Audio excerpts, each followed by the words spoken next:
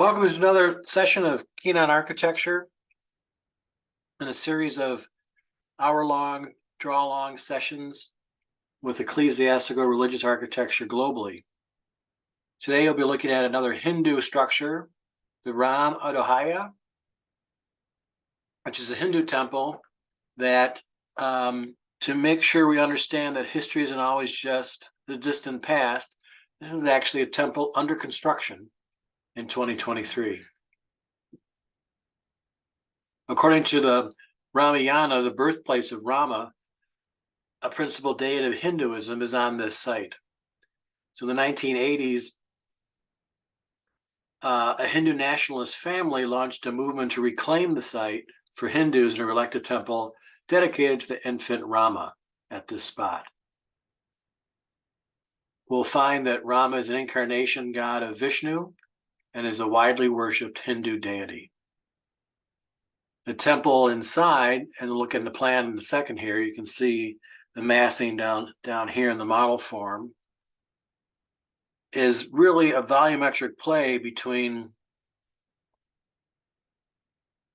the temples dedicated to the deities of Surya, Ganesha, Shiva, Durga, Annapurna, the goddess, and Hanuman. So as you make your way through the series of interior spaces toward the main tower on the opposite access end,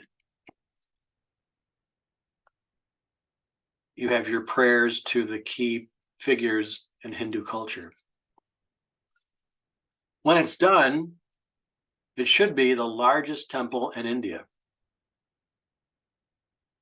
The Sampura family, who was a long series of generations of architects and designers, designed this temple as well,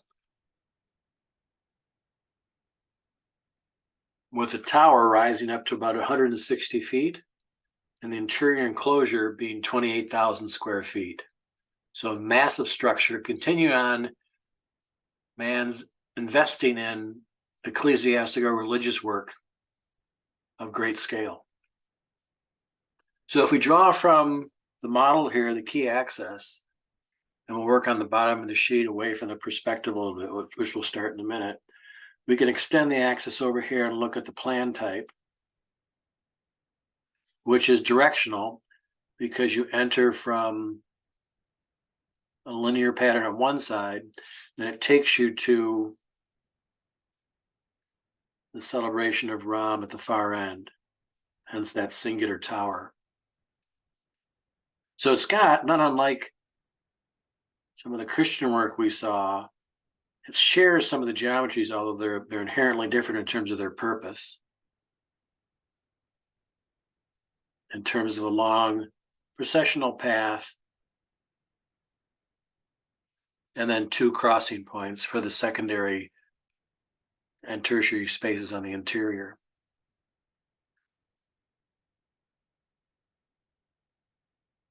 And each of those are formative squares.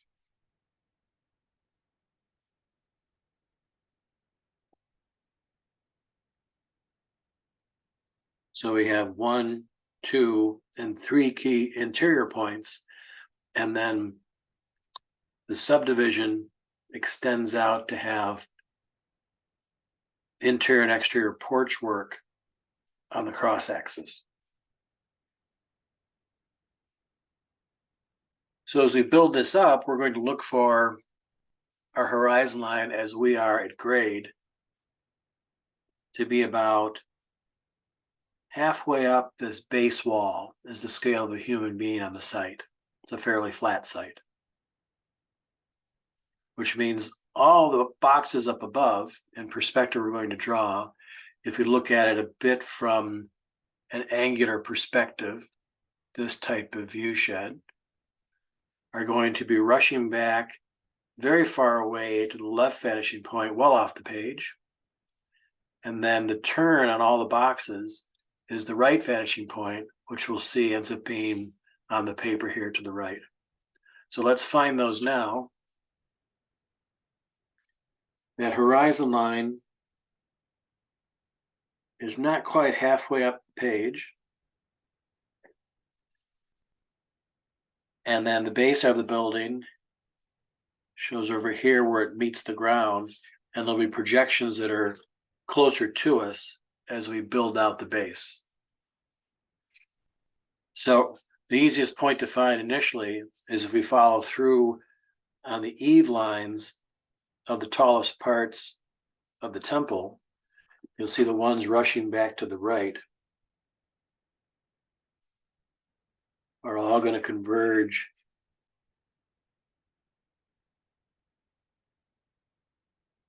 to a point right here. And then once you get to the point of the edge of the last movement of the tower, the front entry, it'll return back to this point. So that's where we come to the last box that actually returns back to the left to meet the right vanishing point. Now, all those boxes on top also point to the left vanishing point, but due to the scale of this, that's going to rush off to a point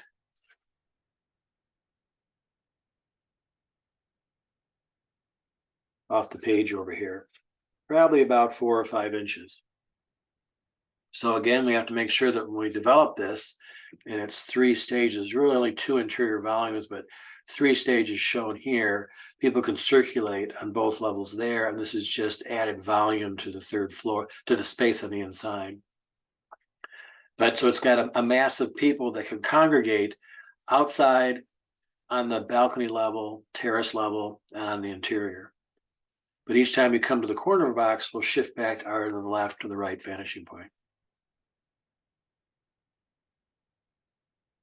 So let's complete some of the box work. Here's the base of the wall that's closest to us. And then it tends to step up towards the tower side. So here's the first level, which is raised, coming to its corner point. There's a little bit of a corner accent we'll put in later. The next box rises up, and there's a pyramidal roof on the 2nd floor. Another cornered element here. Another pyramidal aspect. As the shapes grow in height, these pyramidal forms, as it moves from one side to the other, until we get to the tower, which we'll flesh out a little bit. Working back to this juncture here, we're now at this point in the model. So that'll pop out and come back. We'll see that roof line rushing back.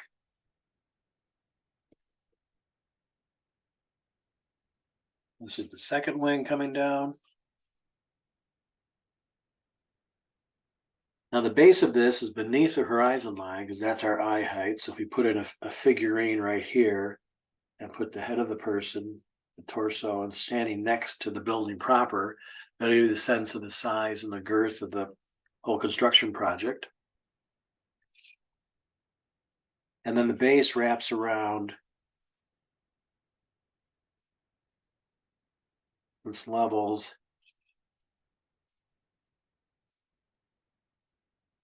And it pops out here, and again goes back. So every time it turns back, it's coming back to that right point.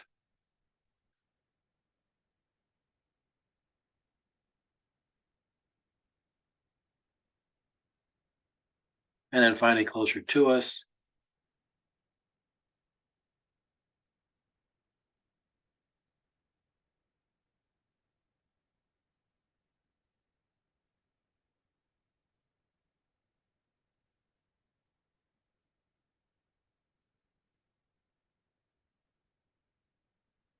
And that builds out the series of boxes, again, all contained by the movement of planes in space, which are coordinated by where our eye height is and where the horizontal lines will vanish to either the right vanishing point or the left. So even massive and colossal and aggressive in its size and scope and scale, it still is fundamentally simple to sketch out because it's a series of boxes stacked on top of each other, and they all relate in our orthogonal pattern. The far end is a rotunda, but that doesn't show up on our view shed, so it ends up sort of being behind the foreground shape of the cruciform of the plan, which you drew over here. So we're looking from this direction back toward the tower in this sketch. Now, the grounds, like any major monument, will also be highly detailed with flora from nature. And so there'll be extensions from the point out into the landscape. And those are yet to be fully articulated because they're still under the base foundation work as of 2023 here. But there'll be levels of walkways and plantings that'll move from both points here, which then starts to set up the base and set the building down. So we use something closer to us in the bottom third of the drawing to create a greenery or foliage that will be our sort of bastion to set the sketch up in the lower left, come up to the building, and the points drive us down to the right here as the building. We see the one face that will be sunlit for us, and then projecting back to that right point.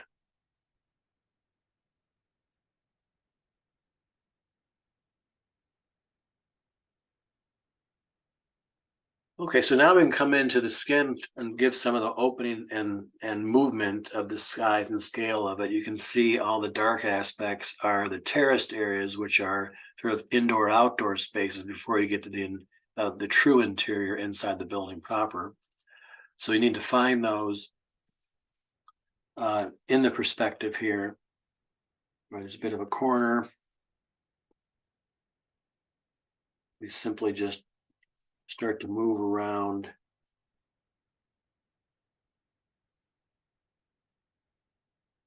the image and draw on these series of openings.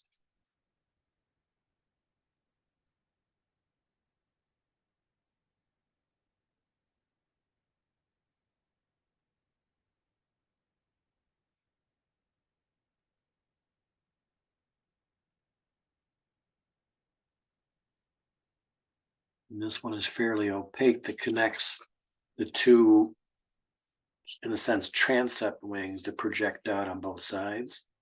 And we're looking between those two. And then I'll again project back to that side for the two tiers. We'll wrap those in tablatures, and here's the base of that lower wall.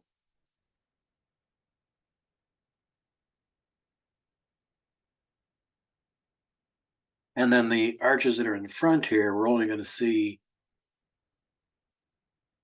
a very little bit as it moves down the wall here.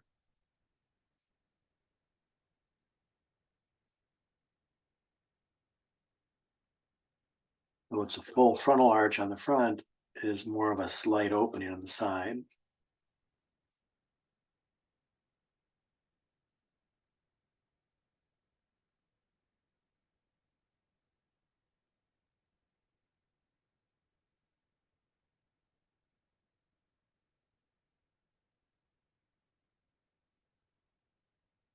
With an arcade that's fairly frontal for us, so a little simpler to draw.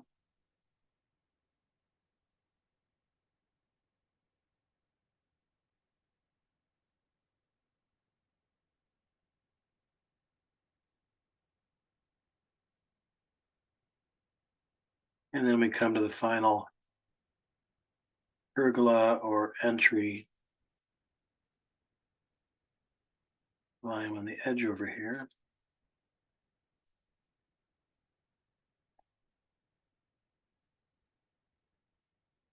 And now the mass of this is, it's a 8-sided structure. So we'll be able to see the 3 that face us.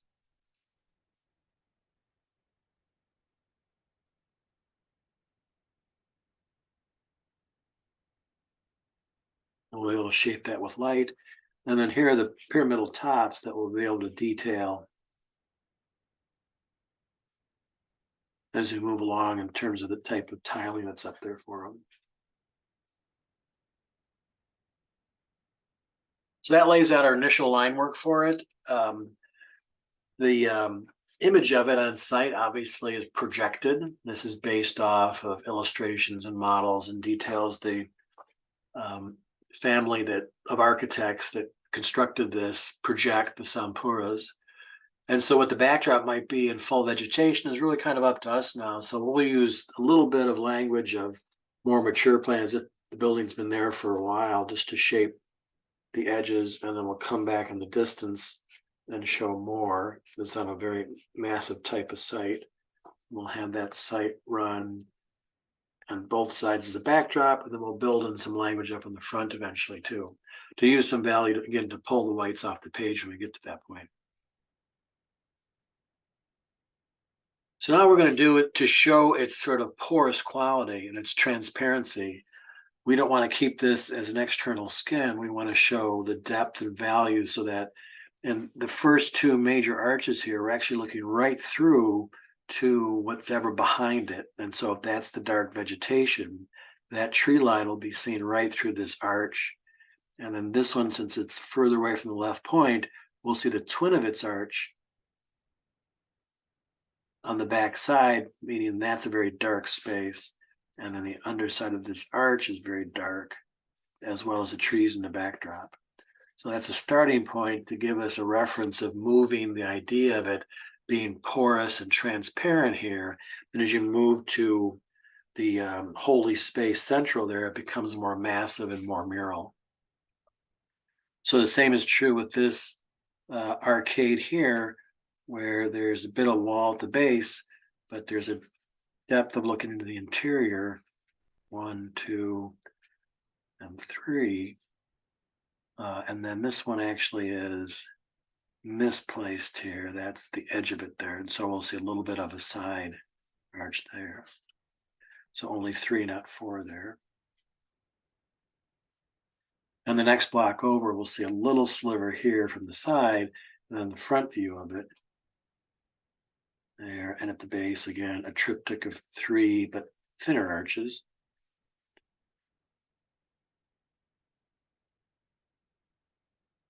And this wall is fairly mural, and it's got its break lines of the end of the first floor, a type of entablature or horizontal element, and then the throw of the second, and that extra third floor for volume on the interior. And there's vertical banding as well that runs through the corners of that space. There's a little bit of a puncture of a window on those top 2 floors. And the same type thing happens over here. We'll see more of the side of the arch because it's turning away from us as we move. There's an opening on this side. There's the small arches on the lowest level. And then the last terrace that takes us out along the length of rotating around the building, we'll see a little bit of that. And that's about here, and has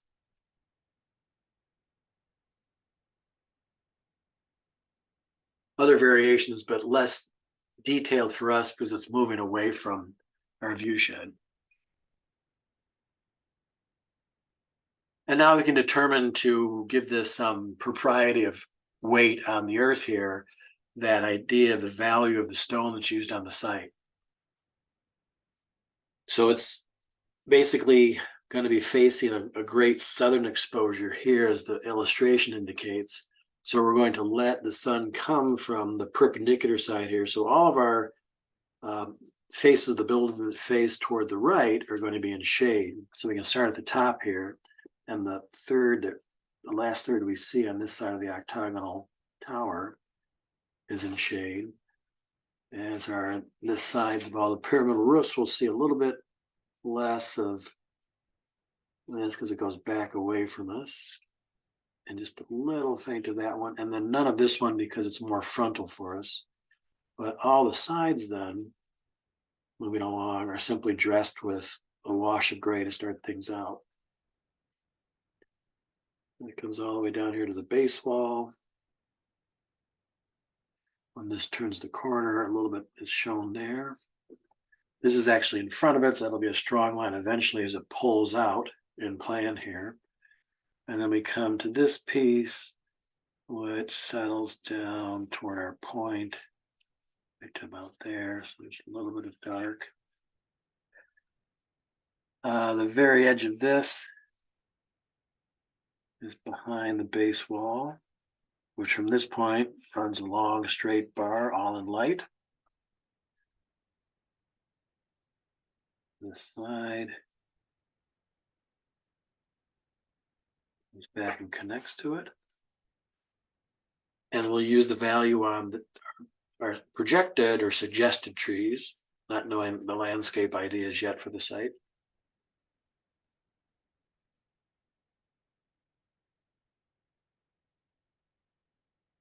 And then some foliage more at the base. Now to set the building down, because you can see how now we've turned on the lights and we've got some animation of value, we'll assume that the ground plane will be a grass type of surface people can walk on, or maybe there's festivals out there, but something that's going to be a deeper value than the actual stonework of the building. So we'll come down and start with potentially patterns of walkways. And as long as we use this point, we can use any kind of line work we want that'll move off of that. And then in between the walkways, we can have the depth of the value of the ground surface being stronger than the building.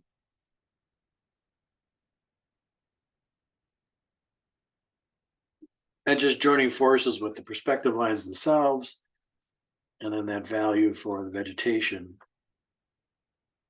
helps create that ground plane. And the ground plane is always very essential. It's a lot of times the attention is given only to the architecture, but the mass of these buildings is such that it needs to have that plane as the building comes down vertically that comes out at us in perspective using those 2 points again.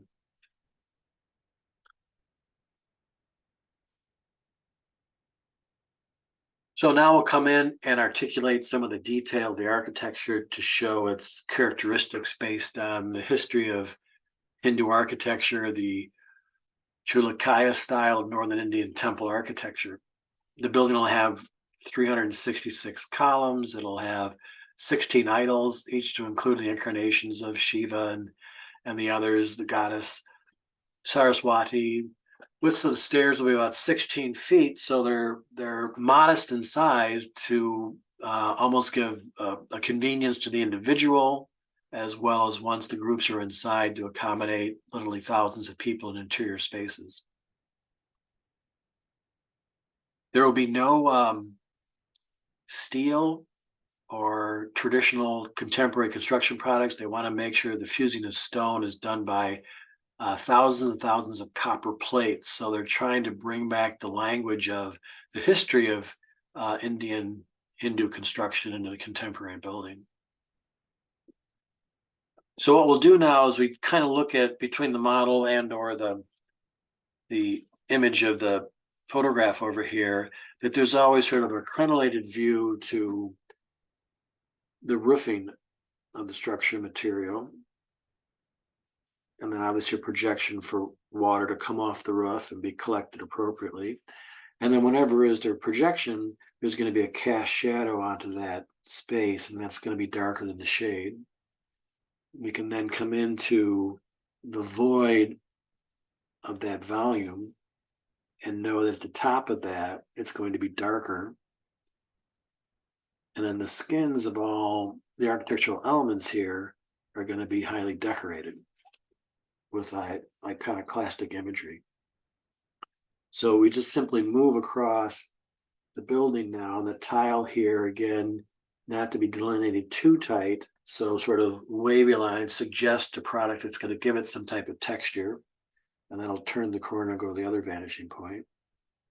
And so we use that kind of, almost like a comic book version in a sketch format to move across the skin quickly on all these top pyramidal pieces, keeping in mind that you're always aware that they're all in a sense vanishing back to that left point.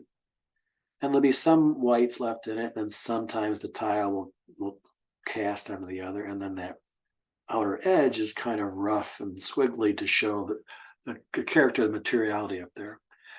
And this will happen up here too and project over. And there's that cast shadow under there from that projecting roof line. And again, the arch, which kind of steps out more at the base here, to show the depth of the space of the ceiling inside, you can just sort of hint at lights and darks within there. So it's not just a dark curtain being drawn down. You show activity in the space behind it. And it too will have planar sculptures, details on the skin of it. We come to another hat-like projection, which creates a cast shadow on that front. And again, a trilogy of arches so that we have the depth at the top, maybe darker on one side, this a little bit thinner arch, depth on the top.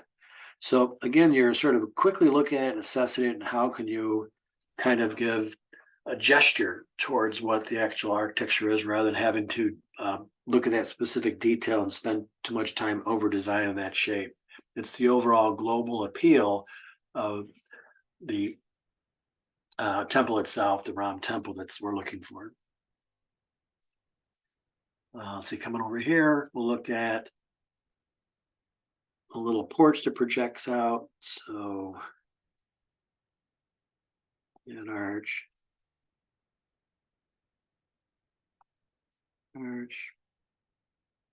This projecting roof. In this case, sort of a little vaulted arch top to it, cap.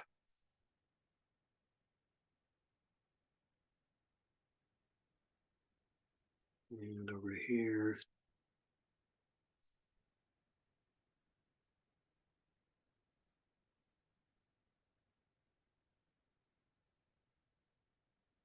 detail in the corner.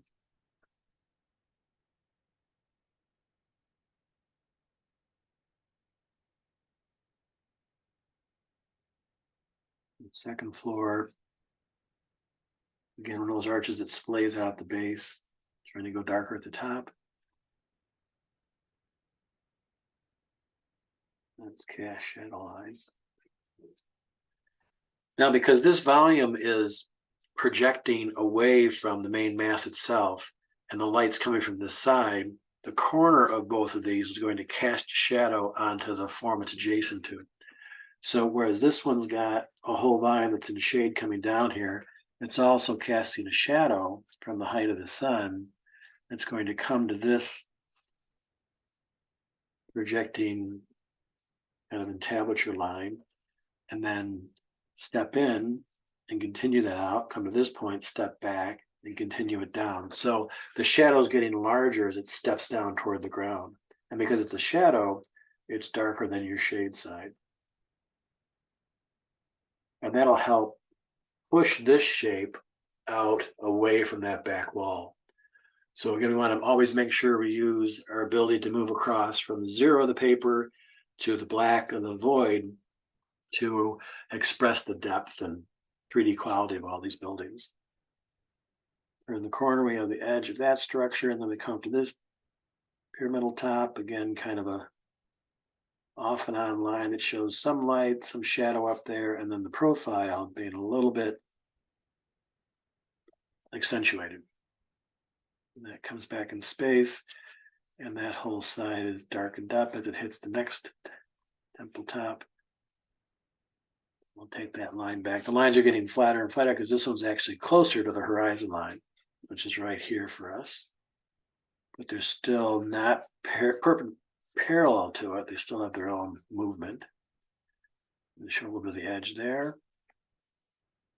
And then this one has a little detail up in front, but behind it we'll see the cast shadow line from that projection. A little more sculptural detail toward the entry sequence. And that will push deeper for a secondary dark behind these lines. And again, this is you're not doing it literally, you're doing sort of suggestion of movement behind secondary spaces. So the eye is sort of intrigued beyond just the surface skin information. And then we finally come to the entry sequence here, which is obviously a whole series of flights of stairs that take you to a base exterior before you come in sort of the front portal. And so once you reach that front portal, you'll be able to see the trees coming down to a certain level, the same height right about there. That's a nice value in the backdrop. That's just totally just a projection of an idea to fill up the space in and around. And then underside here, there's a cast shadow from the projection of the roof. The cast shadow here from the projection of the roof as well. So there's one, there's a second arch right here. There.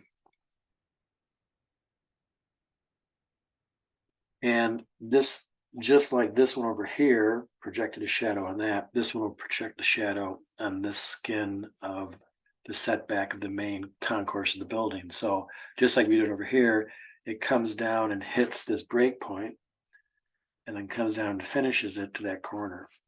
So don't just make it one clean line because it's going to step when it hits the projecting entablature. So it'll be dark and then skip back out and go a little bit darker. This one has its return as well. So it's darker here, and then we'll cast a shadow coming down adjacent to it. And that's really important to make sure that we expose the movement of this plane coming out, going back in, coming out, going back in, by showing the cast shadow off of those as the light comes from not just straight from this direction, but from an angle.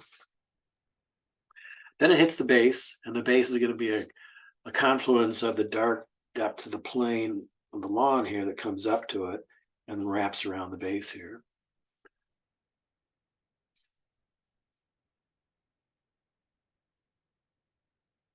And that's the underside of that front wall.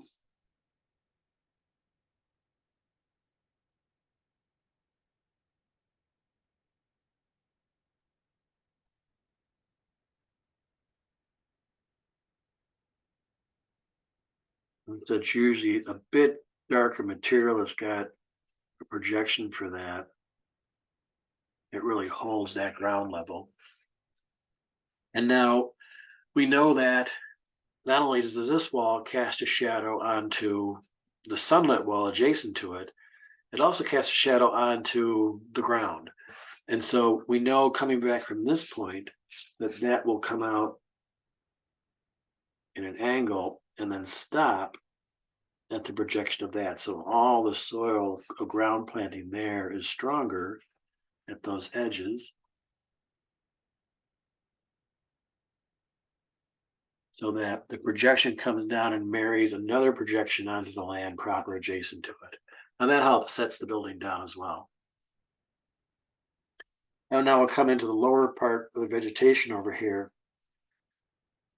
because the tree will always cast a shadow onto itself and push that into the adjacent brightness of the material of the temple. Same is true on the back here. We use that to edge out this brighter entry tower and the darkness so that we connect these two with the structure around it, so it makes the structure seem porous.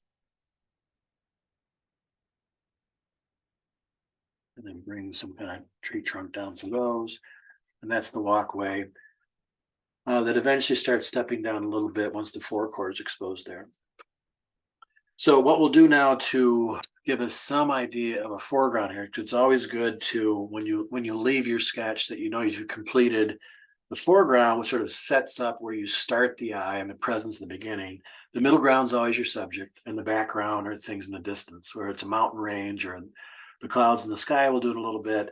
But then it gives this idea of information pushing depth back into our, again, two-dimensional thing. And so that's the illusion of drawing in perspective, is to create that volumetric play. So what we can do is simply take a platen of an idea. So let's say there's a base place over here to set up some growth or vegetation in our foreground, a place for people that might find shade or reprieve if they're walking around the site. And so some might be smaller, some could be almost tree-like adjacent to it. And then we'll use it right over here to kind of stop the movement off the page. We'll break it with some definition. Now, when it comes down, if it's bush proportion, basically you see mostly of just the vegetation itself, but there may be little short spurs of structure from certain types of plants that gives you some structure for it. If it's a tree-like, some type of fruit tree, you'd have that stem coming down, or maybe a stem or two through the tree. And this might be something closer to us that would have stem activity. So you're sort of building just an abstract language of it, and that gives you a nice cloak of value for all of it to start with. You always want sort of full foliage.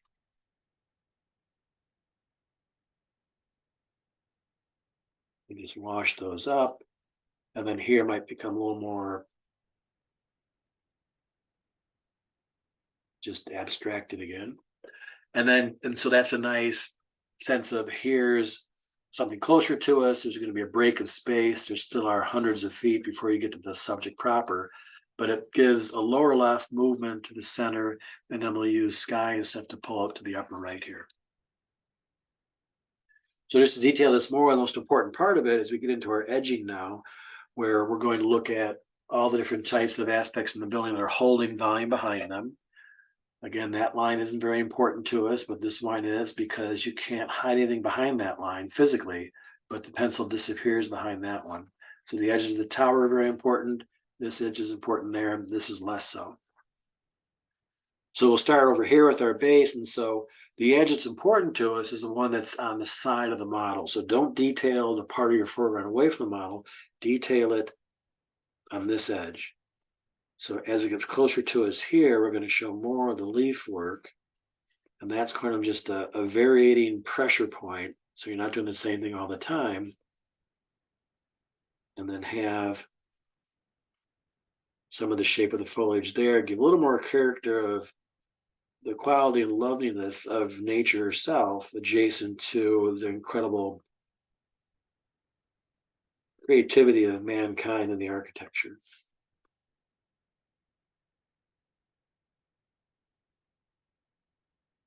So this amount of detail, it could be the same type of property, the ones in the background, but it's so far away, it ends up being just a value. Whereas here, it becomes a little bit more of a subject, not enough to take over the drawing, but enough to give some sort of predominance to the spirit of the start of the sketch. And then we'll start working on this left edge here, where all the final details here, this has got a bit of a rail detail all the way along it. So we'll simply trail that back, up, back. Then it stops, it opens up here again. This actually has a walkway coming down. Give those horizontal lines for that walkway. On that edge.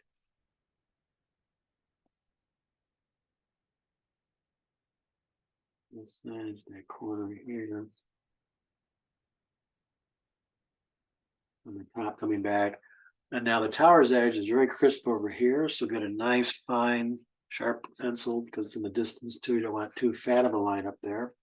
We get underside of an arc, sort of a ring up top, which kind of holds the octagonal shape beneath it. Take it on both sides, and then maybe make the depth of the shadow a little bit stronger right toward the white. And potentially, since the sun's coming from that diagonal, it'll be a little bit brighter here than it is over there, so we can wash a little bit of a tone there as well. Then we have this coming down and meets this square shape, which got a projecting lip to it, perhaps around, and a projection back. Just to kind of finally stylize the profile. And think of the profile architecture like the profile of a human being, that we have top of our head, and then we have sort of a forehead that projects out, and that kind of protects our face. So that's the face of the building. But then within our face, there's other aspects which give us how we breathe, where the nose projects out and then protects how the air moves underneath the nose instead of from the top down. That comes down to a chin, the upper part of the lip protects the mouth. And so our visage is sort of in a sense architectural as well. So every time you draw the profile of the building, you're kind of drawing a profile of architecture as well in terms of the component parts. But don't oversimplify it unless you're doing a remotely modern building. There are sort of extended long leaves that project out here. Detail that just a little bit. A little more depth in these tiny windows up top.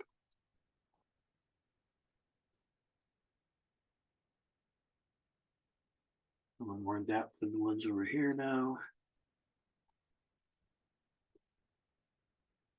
Now we're putting black on top of other black. We get a little more pronounced with that. When we come to the edge of just a valued out shade side, it's going to be darker right where it meets the white.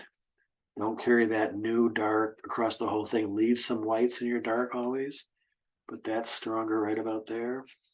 This one's stronger right about here, coming down. Yes, a little shadow there. And so we'll keep just making our way to the right here. Each time there's the value. Here's another crenellated top, value that going back. This one comes down to its P, so there's a dark transfer here. Inside is to hair darker, really pushing down to 10 now, and a very incident percentage of space, but enough to kind of show more drama in the detailing here. And here is the balcony level railing detail that wraps around. And it's got, thousands of spokes in it, so we don't want to spend the time doing all that, but we can hint at it when it comes closer to us. So when it comes up to a point at this height over in front of us, we could probably just do a little bit of striking the sense of the balusters that go inside there and not do any much more than that, just to hint at it so there's a repetition of it. So it adds more information and detail to that long horizontal movement. And it also gives a sense of human scale too, because it's tied to the height of somebody standing there, and that's at hand height when you're standing. We give our person here a little value for the lower torso, and then a projection of shade there. We'll strike there. And then that returns around the corner.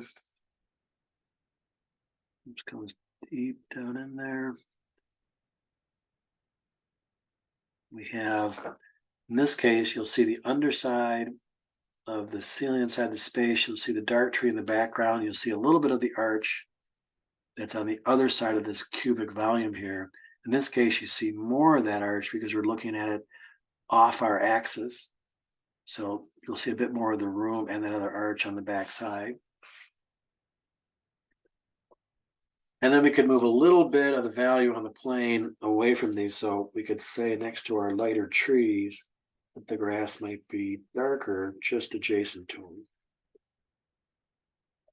So you can heighten that and then keep the openness of maybe a walkway coming down from that stair.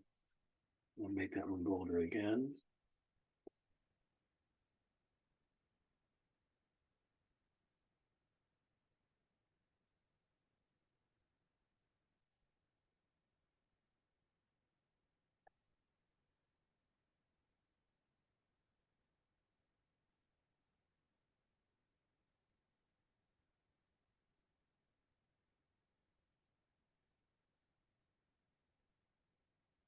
And then we're almost kind of closing in on our time here to stop the articulation, because at this point, there's a certain point where a sketch can really take no more, where you start to lose sort of the fluency and the simple idealization of what the building's about by over polishing it and trying to tighten up the detail.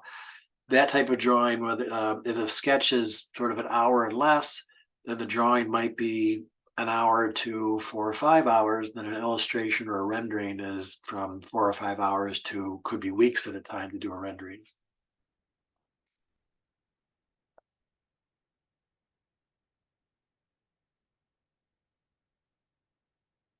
So there is the Ram Ayodhya under construction now. Look back a couple years from now and see the completed work.